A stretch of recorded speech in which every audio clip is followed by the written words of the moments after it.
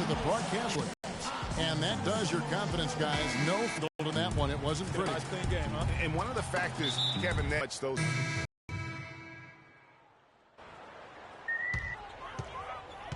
Here's Kilpatrick. He hasn't scored yet. That, I'm sure, will change. Here's Jack. First shot, first basket. He's out of the blocks fast. Bucks leading by 5.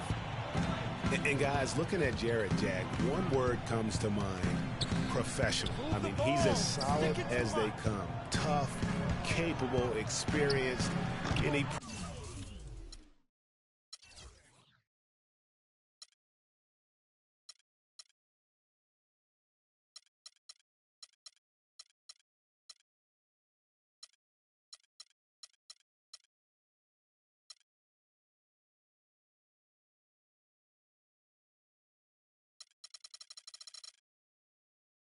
proved it all again last season. That's not a sight you see very often. I mean, he has a great feel for that jump shot, especially when he's open. We've got 1:55 left in the first. Pass to Hollis Jefferson. 6 to shoot. From 18 feet away. And that's good for 2. There's 1:38 left here in the opening quarter. Now here's Freak. D right on him.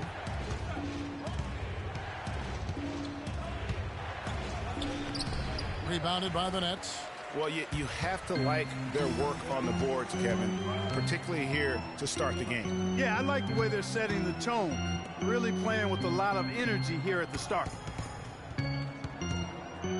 Here's Kilpatrick. And there's the whistle. Fouled hard on the shot. He'll go to the line. Well, Clark, the Bucks were much improved on the road last season, going 18-23. Yeah, they were very competitive. This young team fought hard and rarely found themselves out of games on the road, which is a good sign for the future. And for the Bucks, who only won 5 road games in 2014, last year's mark of 18 is a huge step forward. Still, they had problems last year as they had an 11-game road losing streak towards the end of the season. There's the dish to Jack.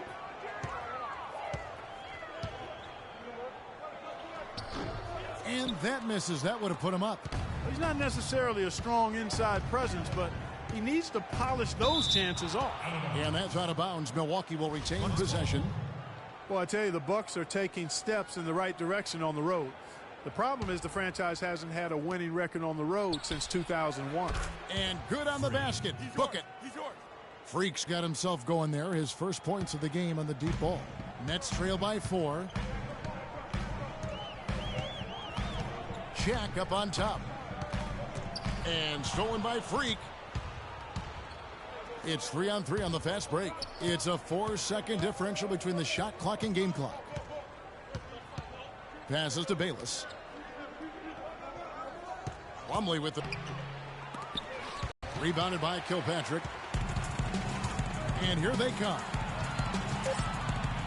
To the right side. 1 second left. No good on the buzzer beater. The scoring fast and furious as we end the first quarter. Milwaukee on top. They lead by 4. And don't go away. We'll be back with the action for the start. Defensively, offensively, I think I'm better offensively than people give me credit for, and I'm stronger than I look. And that's something that I'm trying to prove this year, as I've been proving the last 3 or 4. So it's going to be fun. Well, it sounds like he still feels like he has something to prove, Greg, but it seems to me he's already known for being that kind of guy. That's a great point. Anybody who plays against him knows he looks. So for the Nets, Thomas Robinson, he's checked in for Lopez. And Jarrett Jack has subbed in for Hollis Jefferson. Big group substitution here for Milwaukee. Henson's checked in for Monroe. Miles Plumlee comes in for Jabari Parker. Chris Middleton's checked in for Antetokounmpo. And Freak subbed in for Michael Carter-Williams. Young out there with Bogdanovich. Then it's Donald Sloan. Then it's Robinson. And it's Jack in at the 1 spot. So that's the Nets 5. And Jason Kidd has seen a lot of things in his first few years of coaching. Already changed teams once. You cannot deny that he knows how to get the most out of his teams. And Brooklyn making a change here. Sims is checked in. The Bucks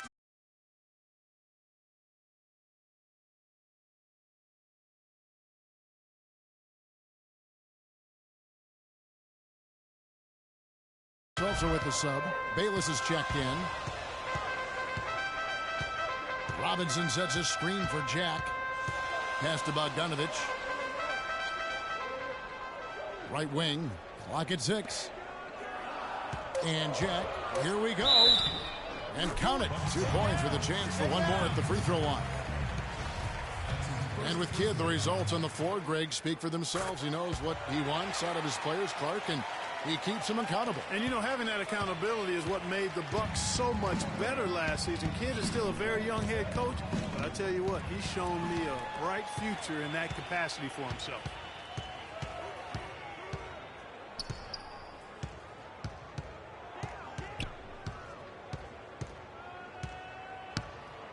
Kicks it to Robinson. 2 minutes to go. Boom, he jams it straight down. He is an automatic finisher when he gets into that area. You know, he picks the simple one-handed stuff to get the 2 points. Yeah, and in a close game, though, guys, those could be really important points. Wide open look, and Bayless with the basket, the assist by Freak. Bayless has got the game tied up here for the Bucks. You can't afford to get him that kind of a look. Well, you know, he came off a good screen, but still, as a defender, you've got to do a better job of fighting over and through that. And last season, the Nets made sure nobody went off against them. They would lose games, but they did a great job of limiting an opposing star from taking over. And Jarrett Jack drops them both. Well, as you mentioned with the Nets, they limited takeover games, set an NBA record, in fact, Clark, by allowing the fewest 30-point scores against them. Yeah, you know, only Harden and Lillard were able to get 30 points against the Nets. As you said, the first team to allow so few in a complete NBA season. Going back to 99, the strike-shortened season, the Knicks did it as well. And in college, guys, Miles Plumlee had an unusual competitor at his position. It was his younger brother, Mason. I mean, they actually had to compete against one another for playing time. They set the screen. Jack against Henson. And it's blocked. Out of bounds. Next ball as Brooklyn keeps possession. Still Nets ball.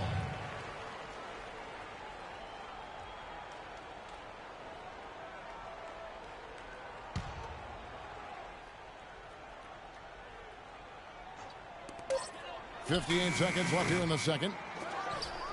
Well, Greg, going back to those Plumlee brothers you were talking about, there is competition. And then, Clark, you know, there's this friendly rivalry that'll always exist. Yeah, the brotherly competition, if you will. They have similar bodies and share some of the same attributes as well. Drafted in back-to-back years, both toward the end of the first round. A lot of parallels. A lot of similarities, you're right. Here's Freak. And he didn't get quite enough under that one. Looking at the last game for Milwaukee, it was a loss to the Raptors in Toronto. And the issues they had defensively, in part, I thought, was a huge factor. Really compounded, I think, because it was a road game for them.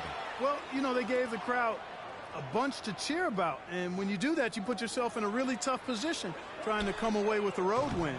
And again, it's the Nets missing.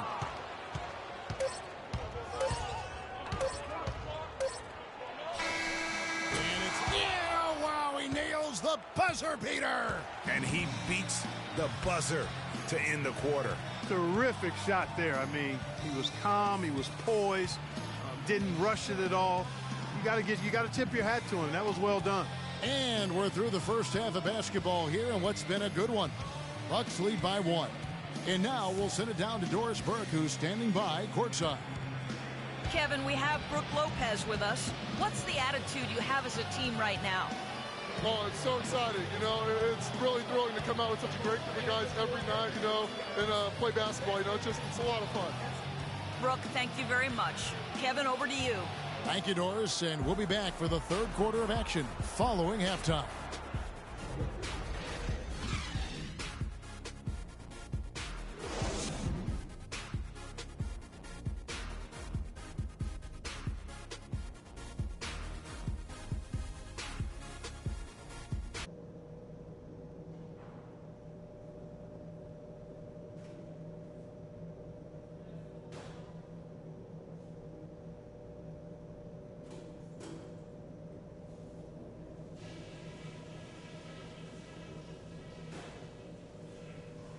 Okay, good job battling them out there.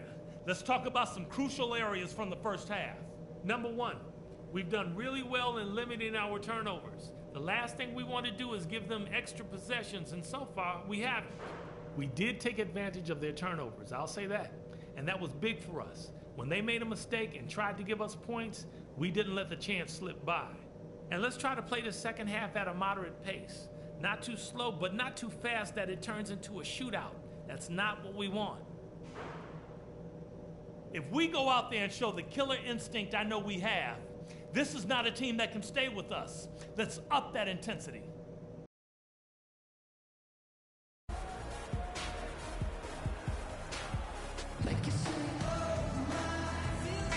And we welcome you back to start the quarter. Players had a chance to get hydrated with game. Both teams will make substitutions. Brooklyn trailing. And Milwaukee looking at who they've got. Freak, he's in at point guard. Chris Middleton is out there with Plumlee. Then it's Mayo. And it's Henson in at the 5. Home in the paint. And again, no good by Brooklyn. Freak kicks to Mayo. Takes it off the glass. Mayo's got his 3rd bucket of the night. I like the fact that he led his teammate right to the ideal spot. You don't always throw it to your teammate. You throw it to where he needs to be. And the Bucks arguably were the best story in the Eastern Conference last year. How about going from the bottom of the barrel to a 6th place finish in that Eastern Conference? And he gets it to go. How about the perseverance there, the extra effort on that offensive glass? Now here's Freak, defended by Jack. Outside Mayo. Now here's Middleton. He's covered closely. 4 on the clock. Here's Freak. The shot is off. And Brooklyn will come the other way. And for the Bucks, a lot of their improvement came, Greg, as you're talking about, in their play against the Eastern Conference. They went 30-22, Clark, against the rest of the conference. A nice step for a young team, but you look at it more closely. Basically, the Bucks beat teams they should have beaten, but you know, Kevin, the good teams do that consistently, so a good step for them. Shot off the screen. That one a little long. Brooklyn's gone 0-2 from deep to start things here in the second half. To the inside, here's Young. And a great assist by Jack as that one goes in. That's 10 points here for Thaddeus Young. The Bucks have gone 5 of 12 from the field since the 3rd quarter got underway. Now here's Freak, defended by Jack. Here's Freak, and the call will be against Thaddeus Young. And that'll be his 3rd foul so far. You know what? Tried to step in and cut him off, but just didn't get there quick enough. Yeah, he was 1 step late that time, Greg. Henry Sims has checked in for Thaddeus Young. Jared Bayless has checked in for the Bucks. Freak dishes to Middleton. The feed to Freak. Milwaukee, no good that time either. And the net shooting a troubling 38% in the 3rd. Not the finest work of this offense. 27 seconds left in the 3rd quarter of the game. Jack with it, now guarded by Plumlee. They grab their own miss. Sims, and it's sent back by Plumlee. Now Freak, he has 7.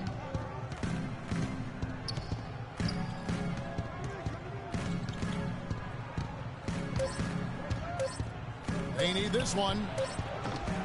And the miss.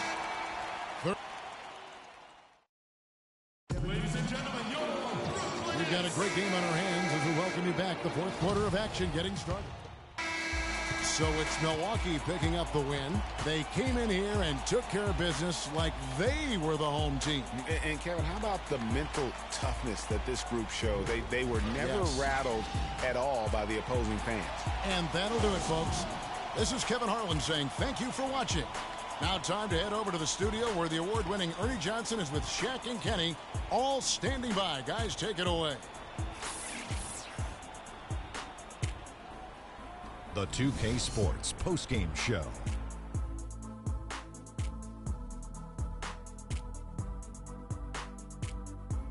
Ernie Johnson again, folks, alongside Kenny the Jet Smith and Shaquille O'Neal. Time now to Anytime you deliver that sort of production we saw from him tonight, you're going to put your team in position to win. He gave them points in bunches, and when they needed them. It's not always about how much you get, but when you get those points up on.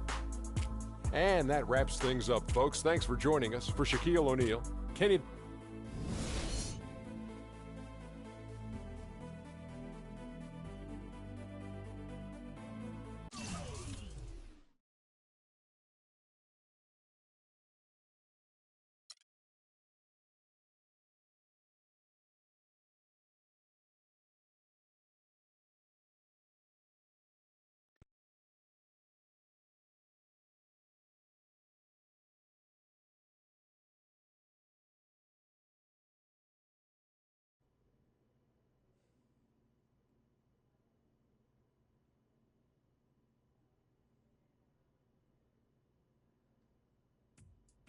What a life, eh, freak? 1 minute you're playing 21 and horse on the courts in Harlem, and the next moment you're in the showroom, configuring the gunmetal and graphite exterior of your luxury car and your iPad mini. Oh, I bet you get a crazy crowd when you drive that car around the block in the old neighborhood, huh? Yeah, I'm living the dream. Mad pandemonium. But folks from back around the way are real proud of me. Yeah, I hear you. Local kid makes good. You know, it kind of reminds me of when I took my tech stock public and I rang the New York Stock Exchange bell, and my mom's friends called her up and said, "Maggie, is that your son on Bloomberg News this morning ringing the bell?" And my mom says, "Yes, sirree, Bob, it was him." That was a great moment, freak. And you know, our lives are like a pearl necklace of great moments, all strung together with the finest silk thread of memories. And we have to be very careful how we cultivate those pearls and we thread that necklace. Does this meeting by any chance have to do with Vic Van Leer? I grew up in the burbs, freak. I wasn't poor, upper middle class, comfortable. My daddy worked as an accountant for one of the largest insurance firms in the country. Smart with his money. Mom didn't have to work. I went to boarding school.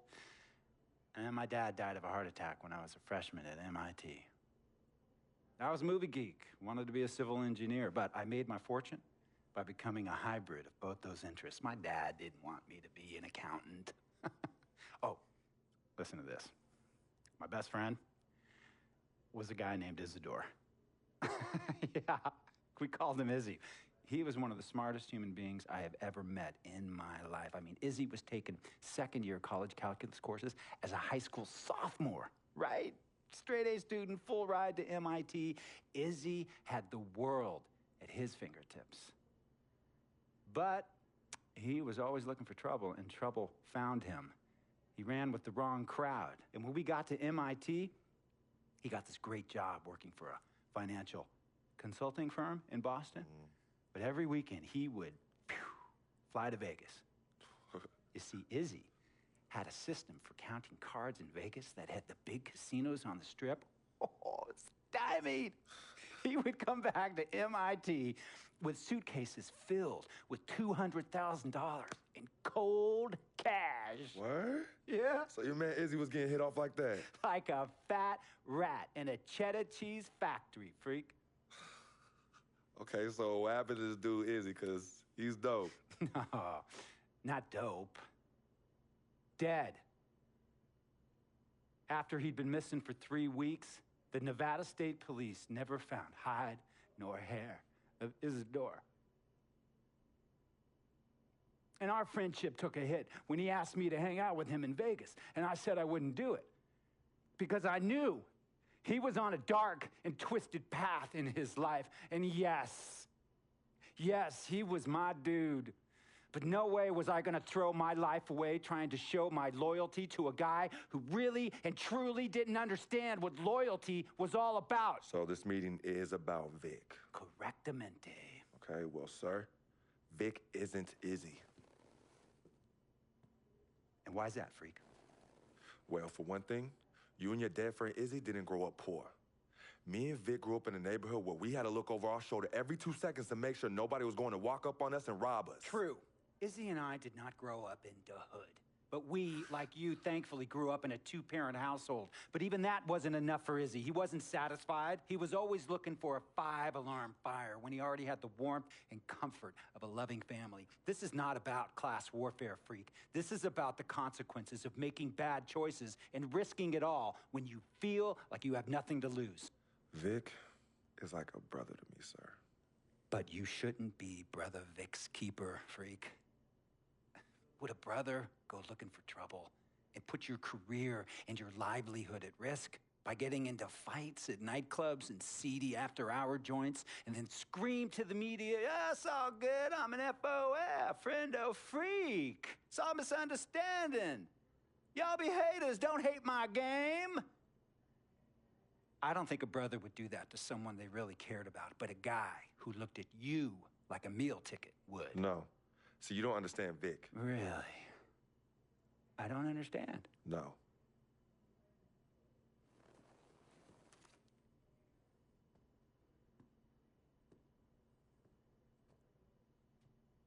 Look, man, it was a misunderstanding with the guy in the next VIP booth. His honey started flirting with me, so naturally I started flirting back. Next thing I know, Captain Cornball's off my grill piece beefing. Next thing he know, he got a 2-piece and a biscuit on his left eye. Hey, I don't know who hit him. And it damn sure wasn't me. Hey, Captain Cornball's mad because I'm an FOF, friend of freak. Hey, but check this out, though. He needs to train that hottie before he leave the house, though. Yo, he's hot as ain't loyal, man. What's there to understand? Are you freaking blind? You know, I just want to know, how much did you pay your lawyers to make all this go away? Almost $100,000. Excuse me, son, I'm sorry, I couldn't hear you. I said I paid almost $100,000. Exactly. And if you keep riding shotgun with Vic, you're gonna go broke. Quick, fast, and in a hurry. Look, Vic is my friend, and I grew up with him. How many times I gotta tell you, sir? Freak, this is not a request.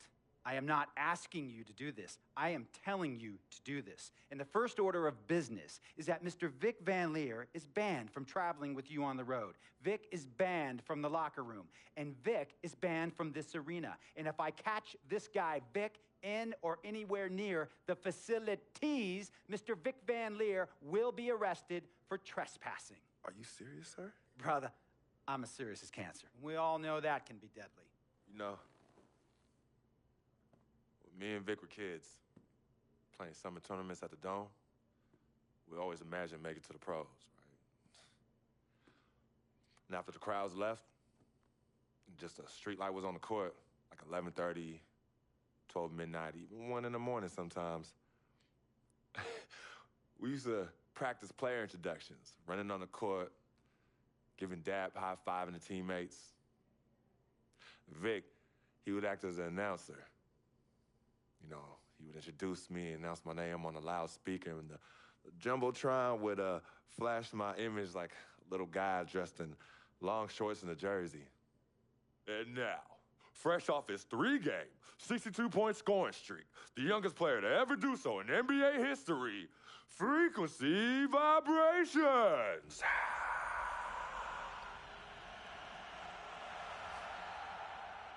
So me and Vic would sit in those empty bleachers at the Dome and dream like nobody's business. And now I'm living a dream. For real. And in so many ways, Vic was part of that. Please, listen to me. I mean, I know this guy's your dude from way back. Look, me and Vic go way back like the front seats of a 67 Cadillac. That's good. We go way back. Did you say front seats? Front seats of a 67 Cadillac. We go way back like the front seats of a 67 Cadillac. Well, do you have any crickets? I'm going to be the hit once again at Herbie Allen's Sun Valley Shindig because my fellow billionaires love it when I walk and talk that talk. So that almost sounds... No, let me tell you exactly what it sounds like. I respect, admire, and most importantly, love you as a human being and a role model. But I pay you a lot. And I mean, I pay you a lot of money to play for my team. And I am in this game to win it. And you can't win it with an albatross around your neck like Vic. So Vic is done. History. And here's some more lingo that I picked up from a former megastar who used to play for me several seasons ago. Thought I would never release him until I did. And now he's the sixth man on a struggling team in Venice. And yeah, I'm talking Venice with the canals and the gondolas and Harry's Bar, not the street ballers next to the fortune tellers on the beach in Cali. This guy used to tell me when he thought there was a player destroying our team, don't be a hero, cut that zero. And that is what I am telling you about Vic, freak. Don't be a hero, cut that zero. The only thing Vic brings into your life is headache and unwanted and unnecessary negative attention. And it will begin to affect your mindset. And when it affects your mindset, it's going to affect your play. And when it affects your play, it's going to affect my team. And when it affects my team, it's going to affect my money. And if it affects my money, Google Translate will become your new freaking friend. I want a championship ring, freak, and I want you to help me get that ring. And banners after banners hanging from the rafters in this arena. So, freak, hear me clearly and hear me good. V, G, Vic, gotta go!